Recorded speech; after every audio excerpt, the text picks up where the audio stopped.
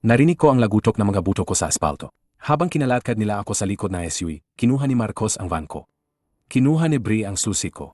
Nagdasal si Crown na nakayuko. Pinanood lang ng iba. Ako na itinulak sa dilim. Hindi ako nagmakawa. Ang pagmamakawa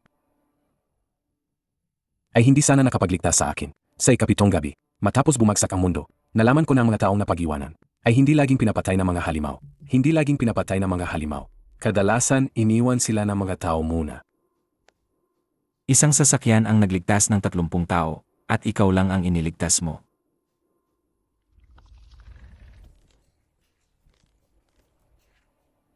Ethan. Huwag mo nang pahirapan pa. Dugo kinilala. Unang tipan, nagising. Narinig kong umandar ang van. Hindi ito paganda. Nagising ito. Nilamon nito ang mga ilaw ng pulis. Ang mga oil drum at ang rod sang lumaki ang baluti sa katawan nito, patong, sa patong. Ang bagay na gustong kumain. Sa akin ay itinulak pabalik sa dilim. Doon ko nalaman. Nagdasal ako para mabuhay. LMM. Pinili ako ng kalsada. Ngayon, sabihin mo sa akin, sino ang napag-iwanan? Ross, lumabas ka sa sasakyang iyan. Subukan mo.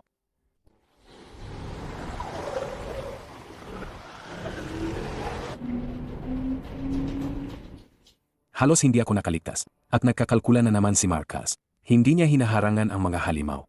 Ako ang hinaharangan niya. Nang malapit nang tumaob ang maliit na kotse sa mga labi, nakita ko ang isang bata na kumakatok sa likod na bintana.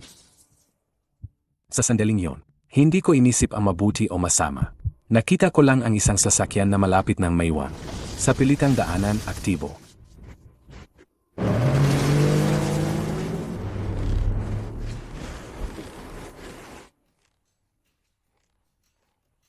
Pinili siya ng bagay na iyon. May ugali ang van. Ngayon, may karapatan na itong dumaan saan man ito magmaneho.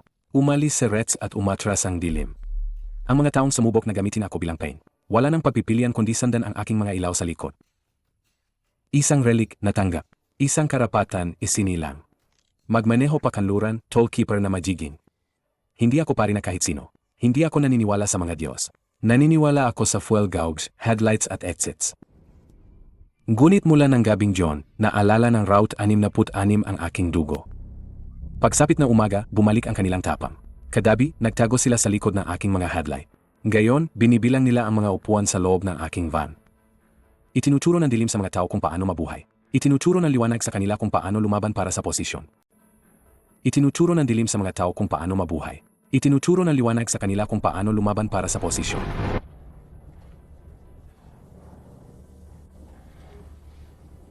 Alam mo, ayaw kong saktan kanila. Kinuha mo ang aking mga susi. Sapat na yon.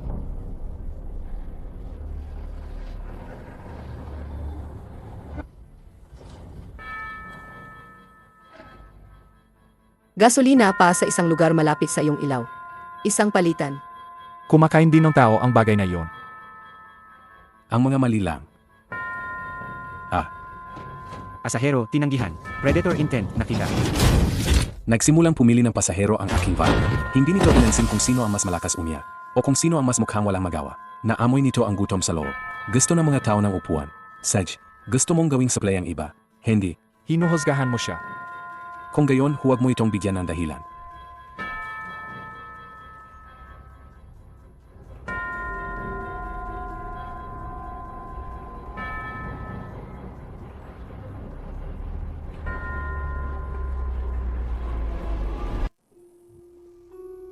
Masyadong malinis ang lugar. Malinis na parang bitag. Matapos magwakas ang mundo, walang nagbibigay sa iyo ng mainit na pee, cup at ilaw ng libra. Maliban kung inihanda na nila ang bayarin. Masyadong malinis.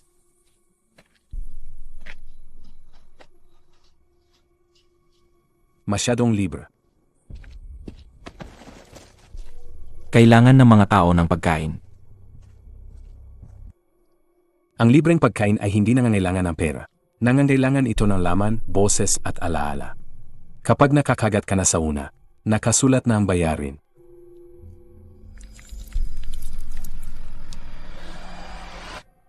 Handa na ang iyong bayarin.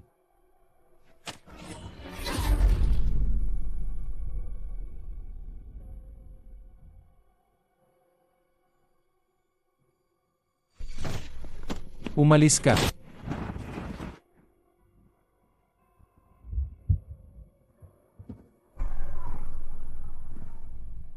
Kung gayon, sirain natin ang musika.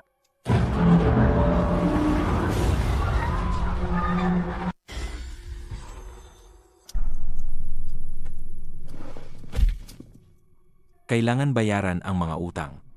Palaging nakakahanap si Marcos na iba na magbabayad para sa kanya. Nagustuhan sana siya ng tollkeeper. Nagustuhan din siya ng dinner na ito.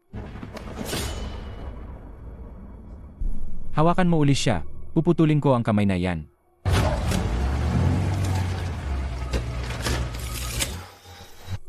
Relic, natanggap. Dead Channel, gumigising. Ibinigay ko ang sarili nilang yak pabalik sa dinner. Narinig ng halimaw, kung saan ito nanggaling at bumagal ng kalahating segundo. Sapat na ang kalahating segundo. Kung saan ito nanggaling at bumagal ng kalahating segundo. Sapat na ang kalahating segundo. Umalis ka. Huwag mong kunin ang P. Aha.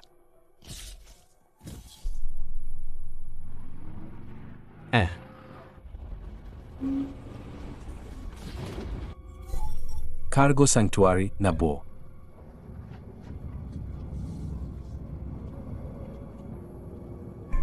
Ang van na yan ay nagiging tahanan. Ang mga tahanan ay sinasalakay. Handa mo ang kutsilyo mo. Matapos lumaki ang cabin, lahat ay gustong makapasok. Ang mga naiwan sa labas ay nagsimulang matakot. Ang takot ay naging inggit. Ang inggit ay naging dugo sa pinto. Nang gabing yon, may sumulat ng Devil Van sa sasakyan ko. Sino ang sumula?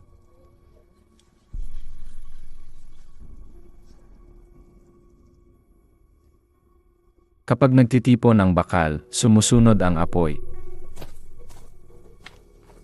Hayaan mo na. Umupo si Mara na parang kutsilyong inilapag sandali. Hinayaan niya akong lumapit sa sugat at hindi naglabas ng talim. Para sa mga taong tulad namin, iyon ay itinuturing na tiwala.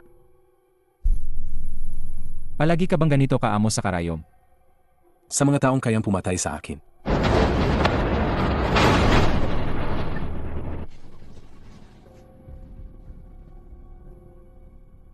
Mas tinatakot ng demonyo ang mga tao kaysa sa santo.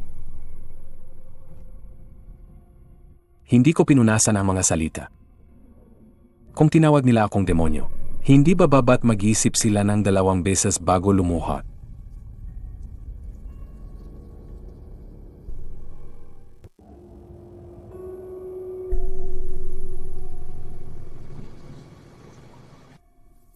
Tatlong beses kaming lumiko. 3 beses kaming ibinalik ng kalsada sa parehong tarangkahan. Hindi yon naliligaw. Iyon ay sinisingil. Bawat kalsada ay may presyo.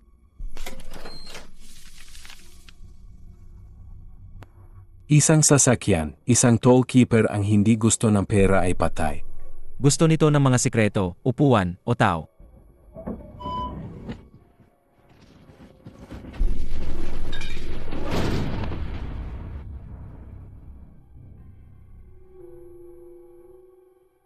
Hindi siya mabubuhay sa linggong ito. Hayaan mo siyang bilhan tayo ng kalsada.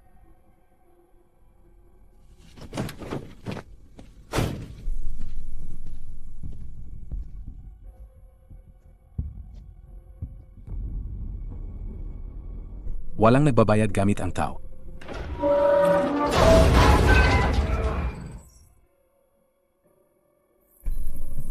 Relic detected. Tollgate arm. Relic detected. Tollgate arm.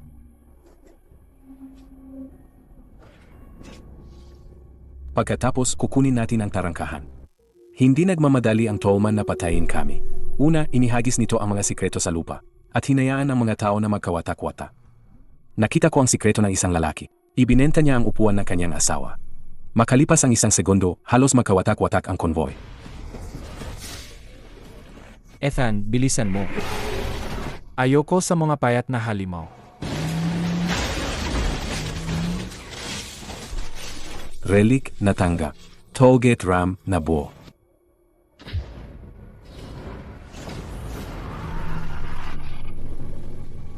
Ang pagsunod sa mga patakaran ay papatay sa amin. Kaya nilabag ko ang mga patakaran gamit ang bumper.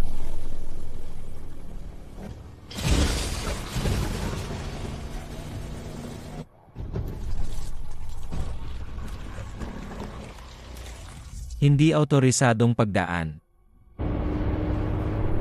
Otorisado ito.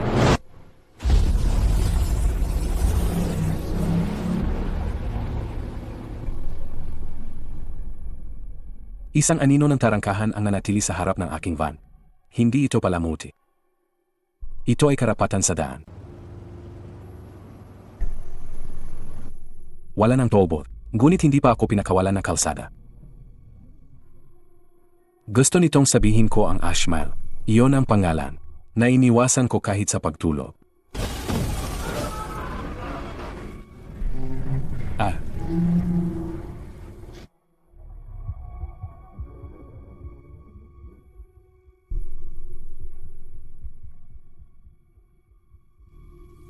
Gusto ng kalsada ang katotohanan ng driver.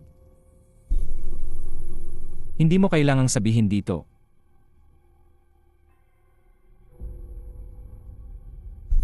Kailangan ko. Ashmile, 3 sasakyan, 7 tao. Ako ang nakalabas. Sila hindi. Ang utos, totoo. Ang ambush, totoo. Ang katotohanan na buhay ako, totoo.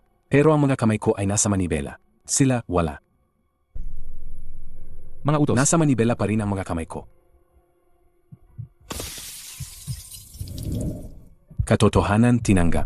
Tunay na ruta. Gising. Hindi ako pinatawad ng kalsada. Binigyan lang ako nito. Ang pagkakataong makabalik sa susunod. Ang milagro mong van ang nagpaligaw sa atin. Alam ni Marcus kung paano gamitin ang takot. Kapag nagpapanik ang mga tao, binibigyan niya sila ng kaaway. Ngayon, ako ang kaaway na yon. Sandin ang pulang linya o huwag. Sandin ang pulang linya o huwag.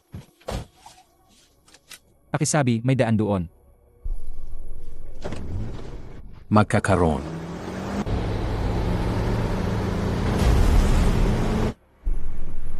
Ang totoong ruta ay nagpapaliwanag lang ng labasan. Kung may lakas sila ng loob na dumaan dito, nasa kanila yon. Hindi ko kayang iligtas ang bawat sasakyang nag-aalangan.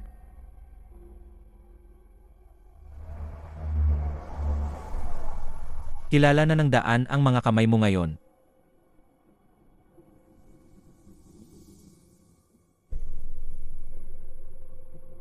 Ang maalala ng daan ay hindi laging maganda.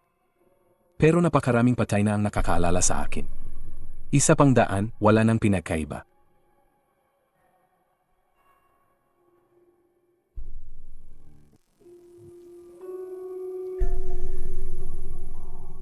May mainit na tubig ang Motel Zero. Mag-ilaw at walang laman na kwarto. Masyadong kompleto. Sa tuwing nakakakita ako ng ganoon kakompleto, nagsisimula akong maghanap ng labasan. Mas malala pa ang mga patakaran ng motel sa Texas. Iyan ang nagpapaliwanag sa mukha mo.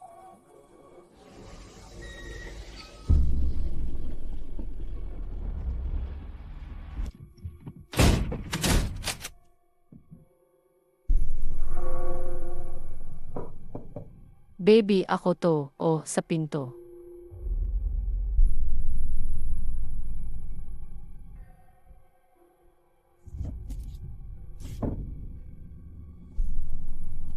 Hindi ito sumisipa ng mga pinto. Pinapagawa ka nitong buksan ang mga ito ng mag-isa. Alam na Motel Zero kung paano magsalita gamit ang boses na patay. Binuksan ko ito. Naririnig at nahahawakan ko ang pinto. Sumusumpa ako. Pagkatapos, nakahanap ito ng gagawa. Mara, please, nilalamig ako. Nilalamig ako. Kaya ni Mara na tumayo sa gitna ng putukan nang hindi kumukura. Pero ang boses na yon ang nagpakinig sa kamay niya. Alam ko ang tingin na yan. Naabutan na ako ng nakaraan.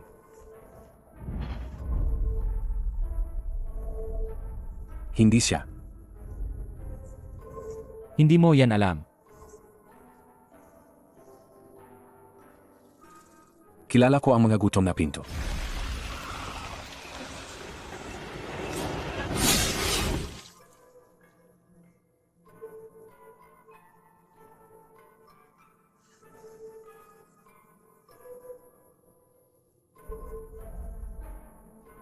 Halos mabuksan ko. Halos mabuksan niya ang pinto. Halos masugatan din niya ako. Hindi ko siya sinisisi. Lahat ay may pinto. Ang kanya ay tinawag ng boses ng kapatid niya. Ang akin, tinawag mula sa Ashmal.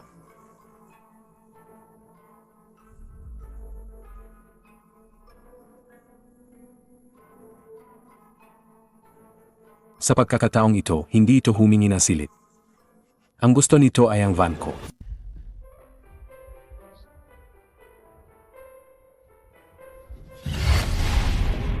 Ha, nandoon siya. Alam nito ang boses niya, yon lang. Bigyan mo ako ng isang pasahero. At gagawin kong perpekto ang van mo. Alam nito ang gusto ko, isang mas malaking van. Mas malakas na ilaw, mas maaming taong buhay. Akala nito sisimulan kong bilangin kung sino ang mas walang halaga. Hindi ako pinili ng van ko. Pinapaalala lang nito sa akin na bawat regalo mula sa maling daan ay may kalakip na bitag. Hindi kumakain ng pasahero ang van ko.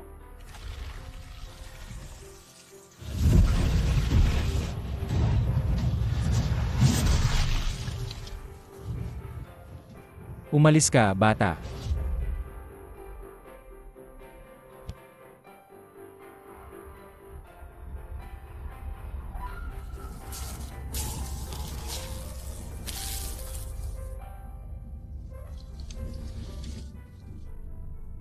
Kinukuha ko ang karatula mo.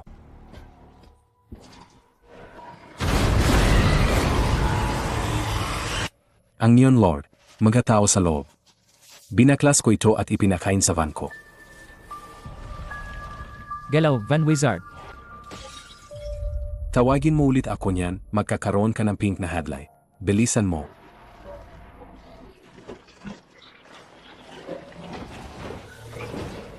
Relic, natanggap. Neon, ligtas. Singsing, nabo.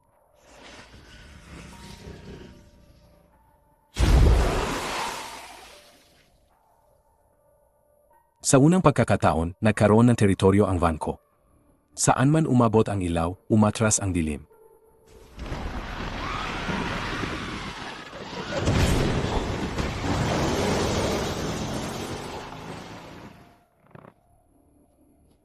Hindi ka nila hinahabol. Kinikilala ka nila. Dapat ba akong gumaan ang pakiramdam diyan? Hindi.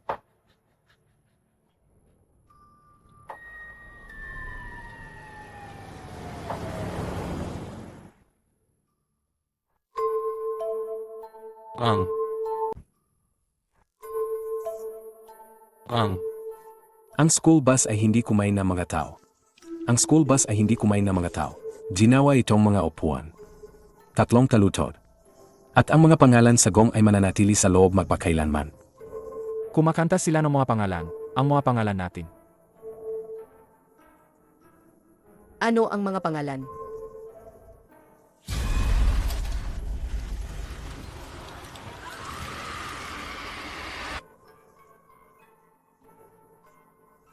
Hindi kami sumusunod sa utos ng isang takot na bata.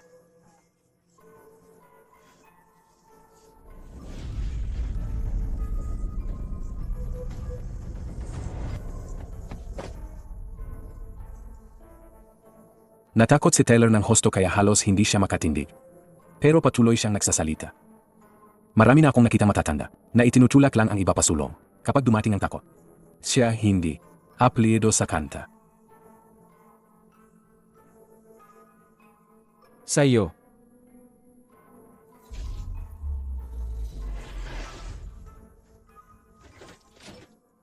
Pagkatapos, tatapusin natin ang kanta.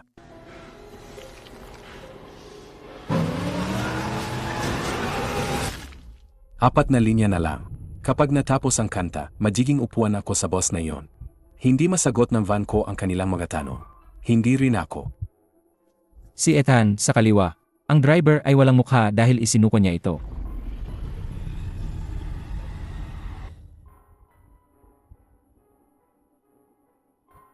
Ang manibela. Kami ang hahawak sa manibela. Ano ang pangalan mo, Gino? Ilang taong ka na? Saan ka nakatira? Ano ang pangalan mo, Gino? Saan ka nakaupo? Bawat tanong ay tag. Hindi ako sumagot. Pinutol ko ang manibela.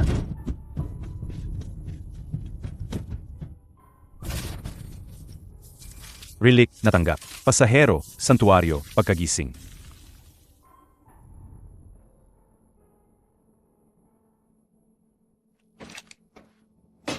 Tingnan ang mga baterya. Hindi ko siya pinuri. Pero binigyan ko siya ng trabaho. Para sa akin, sapat na yon.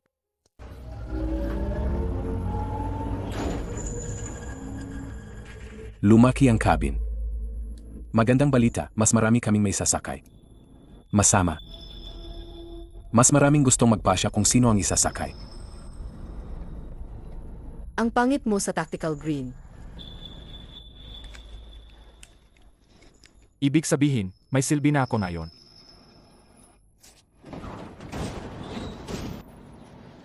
Huwag na ulit. Huwag na ulit.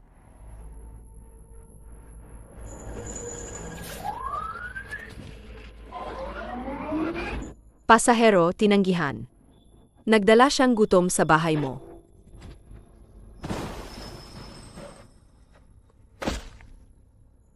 Sabi ng van, hindi. Sumasangayon ako.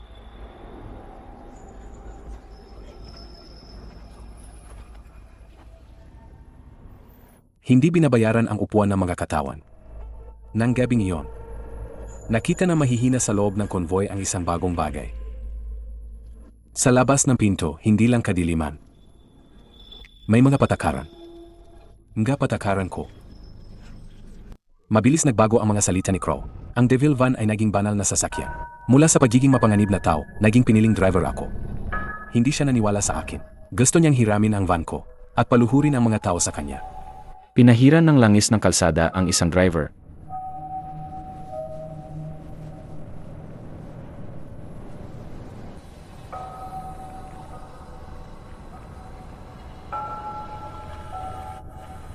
May paborito siya.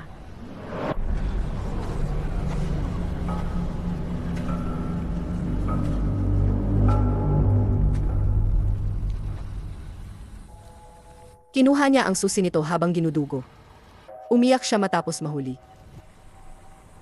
Akala mo ililigtas ka niya dahil mas maganda ang ngiti mo. Hindi. Dahil hindi ako nagbebenta ng tao para sa pwesto.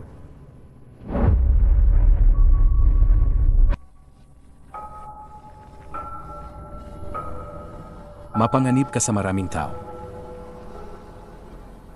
Ganoon ka rin sa manibela.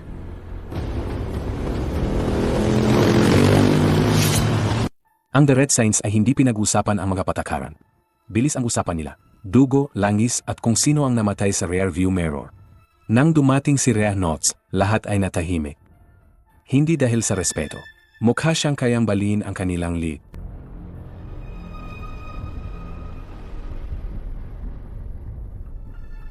Kaya ito pala ang pangit na milagro. Depende kung sino ang nagtatanong. Tanggalin mo.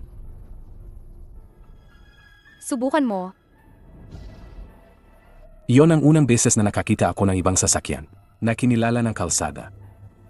Umilaw ang van ko. Ang kanya ay dumudugo. Gusto kang van na yan, sayaw. Pwede mong subukan.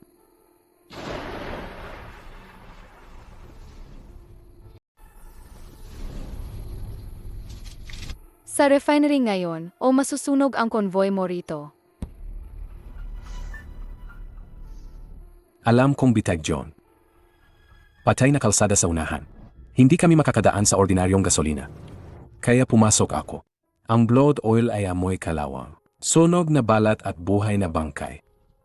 Sabi ni Rhea, kaya nitong tawirin ang mga patay na kalsada. Naniwala ako sa kanya. Walang anumang mukhang ganoon ang para sa mga buhay.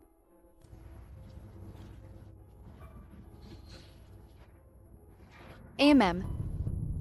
Magalang pa rin ang van mo. Ang akin ay maagang natutong gutom. Umatras ka.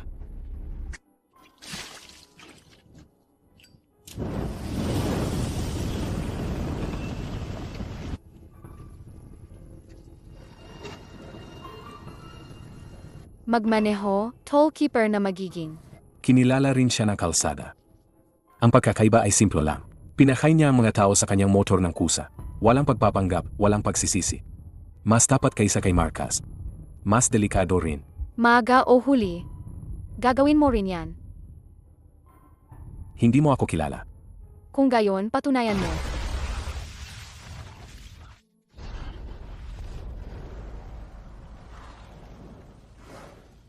Dumating na ang patunay.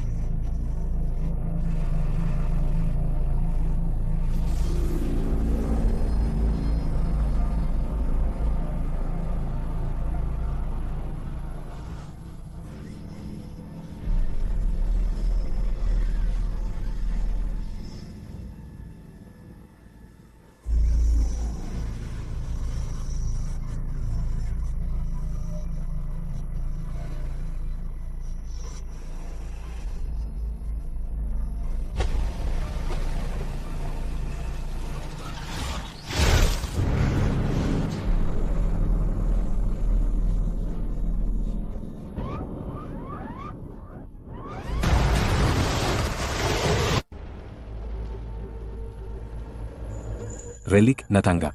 Dugo, apoy, driveborne. Ininom ko ang langis ng dugo. Nagbago ang makina. Mababa. Mabigat. Mababa. Mabigat. Parang halimaw na humihinga sa loob ng dibdib ko.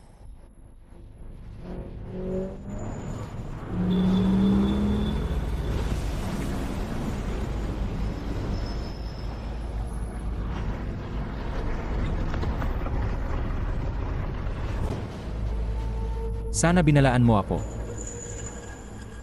Kajigising ko lang din.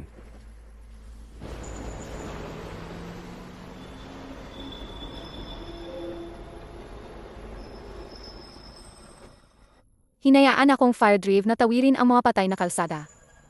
Sinabi rin nito sa akin ng isang bagay. Hindi ako hinahanap ng Sunfire.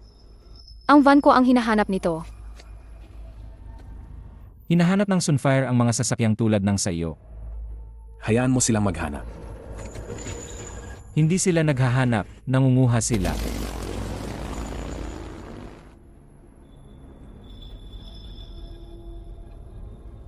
Naalala ko ang mga puting peder.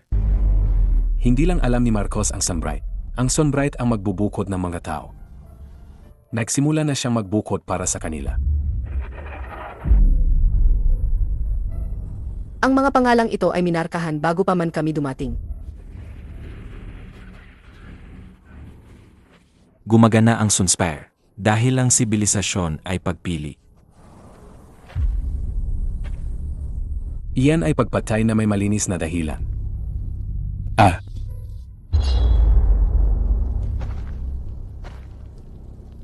Iligtas ang lahat, papatayin mo silang lahat.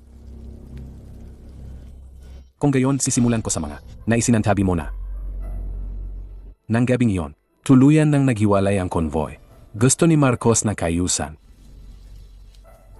Gusto ko ng mga taong buhay sa loob ng van. Hindi maaring makasama ang dalawang landas na iyon.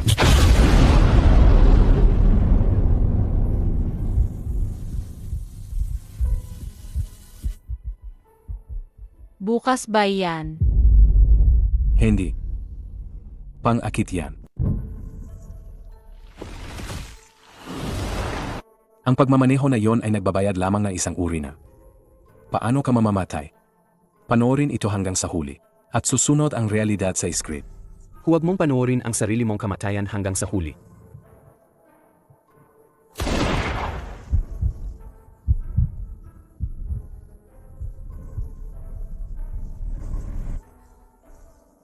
Kahit ang kalsada ay naunawaan ang pangangailangan. Huwag tumingin. Ginagawa na niya.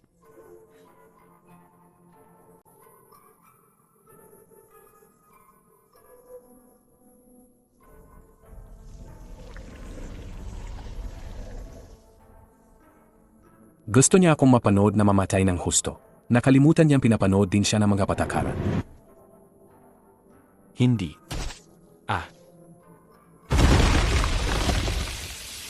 Masyado kang matagal na, Noor. Pakiusap, sabihin mong mayroon kang pangalawang trick.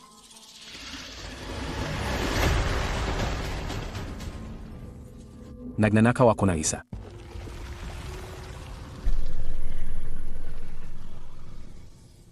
Hindi sila kumakain ng laman. Kumakain sila ng mga katapusan. Sinumang mahila sa loob ay mamamatay. Sa isang pelikulang hindi tumitigil sa paglalaro. Kung nagnanakaw ka, magnakaw ng mas mabilis.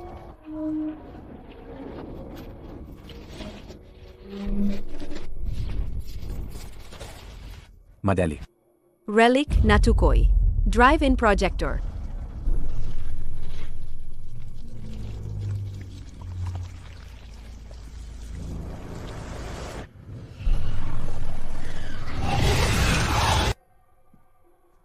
Ang screen ay sumulat sa akin na isa pang katapusan. Hindi ko na pinanood matapos. Binunot ko ang mata nito. Panoorin. Hindi. Ikaw ang manood. Relic na tangga. Light corridor na bubo.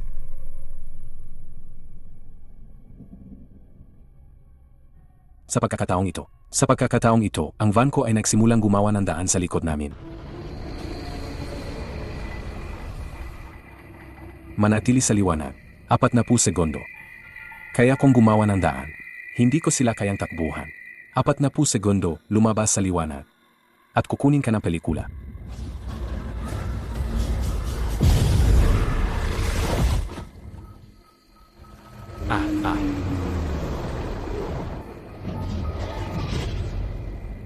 Tumakbo ng malinis o maiwan ng marumi.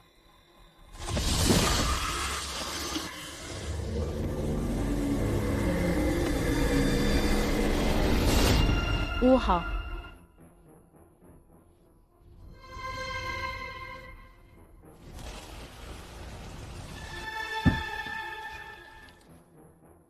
Cross, kung iwan mo ako, pinapatunayan mo na tama ako.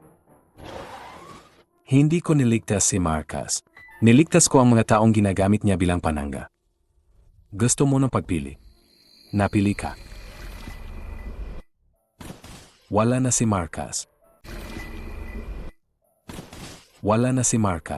Pero ang mga tao niya ay hindi pa natututong tumahimik. Ang lumang kayusan ay mabagal mamatay, lalo na kung may baril pa rin ito. Iniwan niya si Marcos. Iwan niya tayong lahat. Asahero, tinanggihan. Muti ni intent na tukoy. Masamang umaga para sa isang kudeta. Walang bumoto, walang nag-anunsyo. Pagkatapos na araw na yon, ang konvoy ay kusang umayos. Hindi dahil mahal nila ako, kundi dahil nakita nila ang nangyari. Sa sinumang sumubok na itulak ang iba palabas. May sentro ng gayon ang konvoy. At mga kaaway.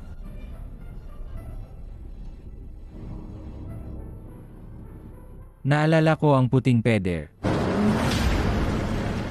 Kaya pinananatili naming mainit ang makina. Masyadong malinis ang Sunspire, puting uniform, piting peder, malinis na tubig, mga karatula pagkatapos ng pagtatapos ng mundo. Kung mas malinis ang isang lugar, mas mahusay. Ito sa pagtatago ng dugo. Pinayagang katawan, pumasok. Sugatan, nakalantad. Hindi matatag, matatanda at kontaminado, manatili sa labas.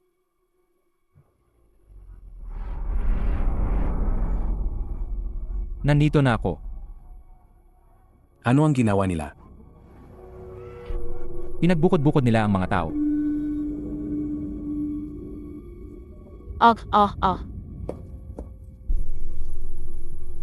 Magpapadala ako ng kulong pabalik. Hindi mo gagawin.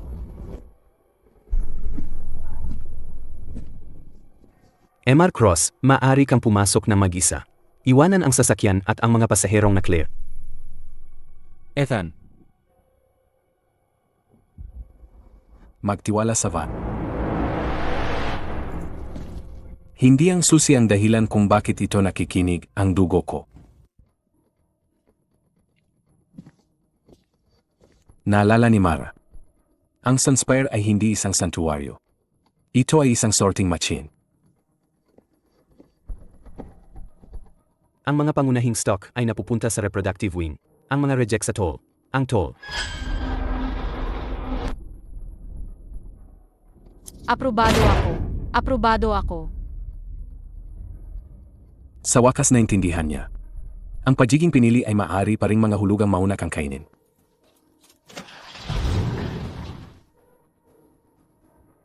Binigyan mo kami ng patay na susi. Binigyan kita ng susi. Akala mo may pakialam ang van.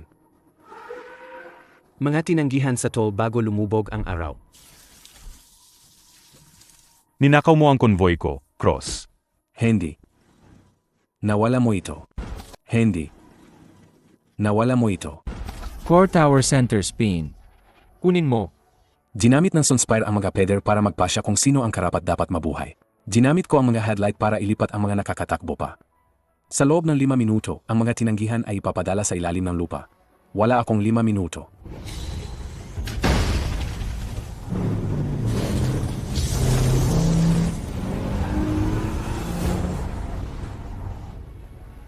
Ipakita mo sa akin ang daan. Relics, natanggap. Blacktop Crown, nagising.